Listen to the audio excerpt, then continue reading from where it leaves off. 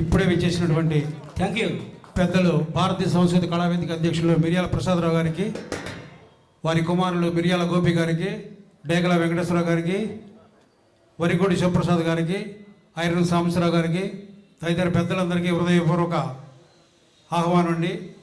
Singer Baburao గారికి, ఇంకా వెనకమాల కూర్చున్న సింగర్స్, ఆర్గనైజర్స్, తదితర పెద్దలందరూ ప్రేక్షమాసులందరికీ హృదయపూర్వక అభినందన తెలియజేస్తూ, ఆత్మబలం చిత్రం నుంచి నేను పరమేశ్వరి గారు చిటపట చినుకులు పడుతూ ఉంటే.